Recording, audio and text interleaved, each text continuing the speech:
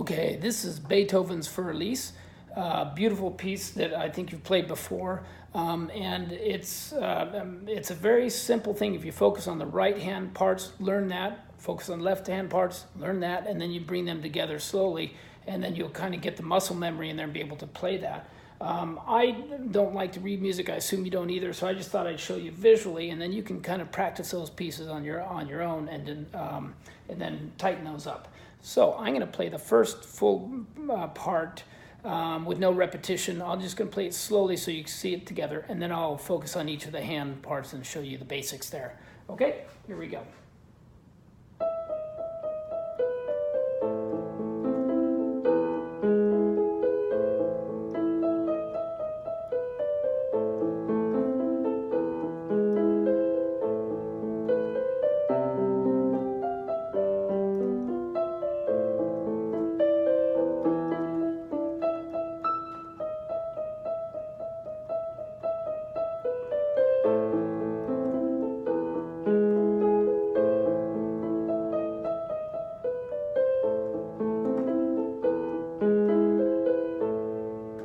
So that's the full part, and I try to do the fingering the right way. So I'm going to show you the right hand first, and you can see how easy it is.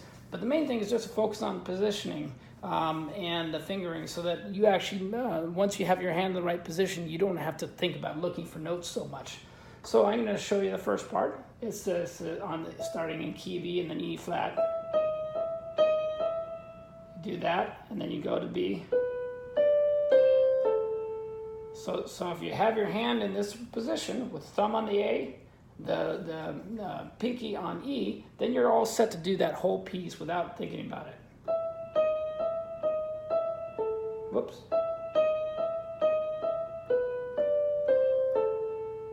There you go. And then the next part on the right hand is this. So you're basically going to have start with your thumb and on the C, index on the E, ring on the A, and your pinky on the B.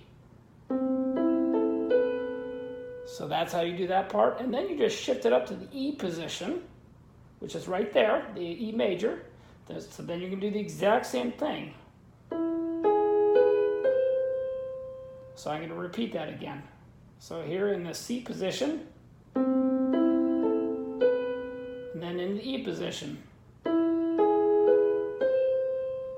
And then you hit your thumb once, and then you're going back to this same thing again.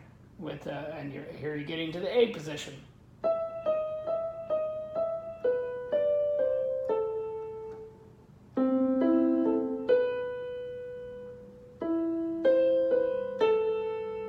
So as long as you keep those positions, then it's very easy to do. So that's the first part, and I'll show you the left hand for that first part, and that's pretty easy as well. A position, and you're doing this kind of a fifth position with your index on the fifth, which is the E. And then it goes down to E, and then you're just doing an octave, pinky, and then you're going over to hit the A flat, like that, and then back to that same A position. And then you repeat it again when it does it again. Down to E with the octave, then back to A. Okay, so that's that first segment. Then the next segment is, on your right hand, you're going to already be in this position because you ended in that E. Then all you do is here you have to remember a little bit. That's not too bad. Just remember to put your hand on your thumb on the B position, because that gets you right into position to play all the notes without even thinking about it. So just get your thumb to the B. And then you're going to go down, and then you're going to put your thumb on the G, but you're going to keep your pinky up here on the F, and you'll see why. G, and then it's 5, 4, 3. 5, 4, 3. And then you just slide it down one position. There, F. And then down to E, same thing, 5, 4, 3. So that's all you're doing right there. Very easy. Now on that one, for the left part, Then you're going into the C position, but it's still relatively easy. So that's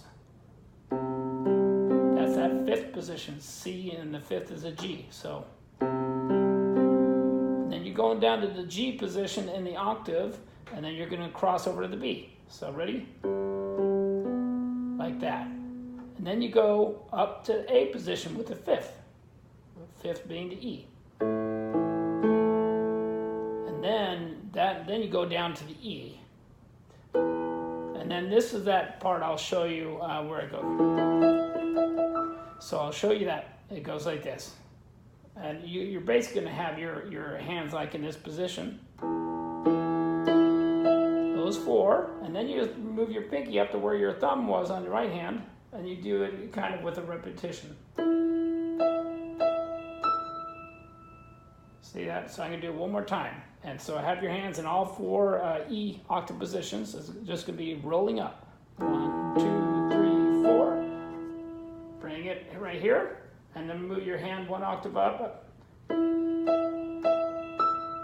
And then you just cross over here to start the Fur-Elise part again. And I think the right number to do it is 6 times, and then it goes down into its part. 2, 3, 4, 5, 6. And then you're getting back into that same part, and then you're doing that exact same part that we did before.